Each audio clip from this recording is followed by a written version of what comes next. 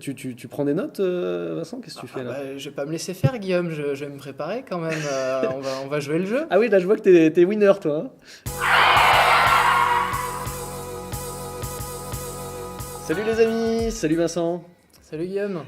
Alors, on va faire un petit concours d'anecdotes avec Vincent. C'est très simple. Vincent va me raconter deux anecdotes qui peuvent être vraies ou qui peuvent être fausses. Hein, Vincent, dans son esprit machiavélique, peut tout à fait les avoir totalement construites. Mais moi, je dois deviner, justement, si elles sont vraies ou si elles sont fausses. Donc, on va voir si, effectivement, Vincent nous a raconté peut-être des bobards. Allez, à toi, Vincent. Alors, bonjour, je m'appelle Vincent. Ma première anecdote, excusez-moi, se porte sur mes études. Voilà, actuellement, je réalise une thèse qui est très scientifique, simulation de robots, calcul d'efforts, de couple, mathématiques, informatique et physique. Mais ça n'a pas toujours été le cas. Quand j'étais au collège, j'ai fait de la musique, j'ai fait du théâtre, j'étais très porté littéraire. J'étais dans une troupe de théâtre qui s'appelait Entre 7 et 8. Et j'ai fait du saxophone, de la batterie, j'ai joué dans plein de groupes. Et du coup, pour moi, mes études, quand je suis arrivé au lycée, c'était faire du littéraire, un bac L, peut-être être journaliste, mais pas du tout mathématique. Et au final, il y a une fille qui m'a beaucoup plu au lycée, mais qui, elle, était C'est plus toujours la mathématique. fille, toujours la Donc, fille. j'ai fait tout pour suivre ce qu'elle faisait. Et aujourd'hui, maintenant, je fais des sciences. Et comme quoi, on choisit pas toujours, C'est pas mal. mais il faut savoir s'adapter. C'est ce qui compte le plus. Et Donc, voilà, maintenant, donc à cause d'une fille, tu cause t'es d'une orienté fille, ça fait 8 ans que je fais des maths pour elle maintenant. grâce à une fille. Grâce à elle, alors Ouais, qu'à ouais. la base c'était Molière, la troupe de Molière, Les Misérables et la musique. Très bien. Et les arts. Voilà. Est-ce que cette anecdote est vraie, Guillaume? Moi, je dirais qu'il y a un peu trop de détails pour qu'elle soit fausse, donc je dirais qu'elle est vraie. Eh ben non, elle est Oh, fausse. merde. J'ai toujours été C'est très pas ça, mauvais quoi. en français. Je me souviens quand j'étais encore en CE1, j'avais 2 ou 3 en dictée. J'étais catastrophe. Jamais je n'aurais pu être Ah là, tu l'as dit journaliste. tellement avec de l'aplomb, et en plus, la compagnie de théâtre entre 7 et 8. Ah oui, non, tout existe, tout le côté artistique existe, mais alors, Le pour ce côté qui est français, écrire ouais, ouais. quelque chose, je fais toujours Ah ouais, énormément de fautes, d'accord. ça n'aurait jamais marché. Non, les mathématiques étaient ma passion. Bon, la première, j'ai loupé. La seconde pour voir. La seconde, alors, c'est plus une anecdote familiale, c'était en 1998, une année très importante pour la France que beaucoup de gens Eh oui, se le souviennent, je 3-0. pense.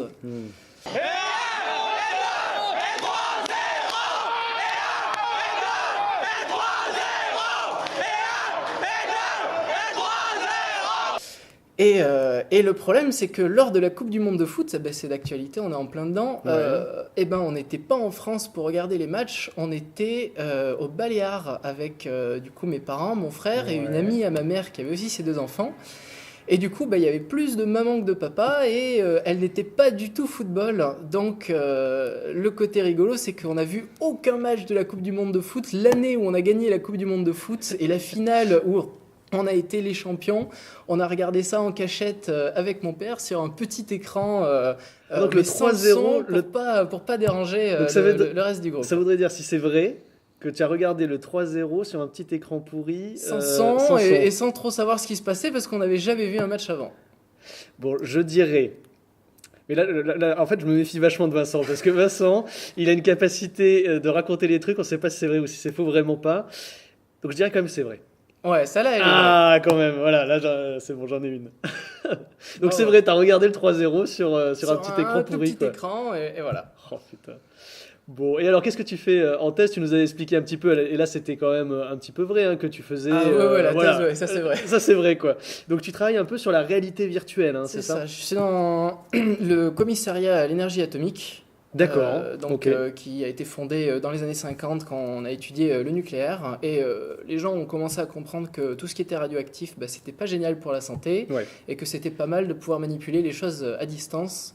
Donc un pôle s'est créé au commissariat à l'étude atomique sur tout ce qui était robotique et notamment manipulation à distance, téléopération pour pouvoir avoir d'un côté un ingénieur qui manipule dans une salle en sécurité et d'un autre côté un d'accord. robot qui va manipuler les objets. Et aujourd'hui, le labo existe encore et il y a eu plein de nouvelles branches qui ont été créées. Elles ne sont plus financées par l'État, mais par des entreprises comme Airbus ou Peugeot qui sont intéressées pour avoir ce genre d'outils.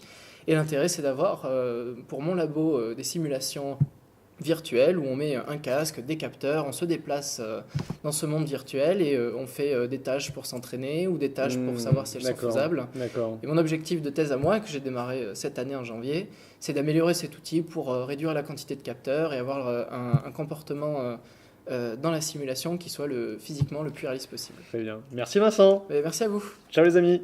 Au revoir.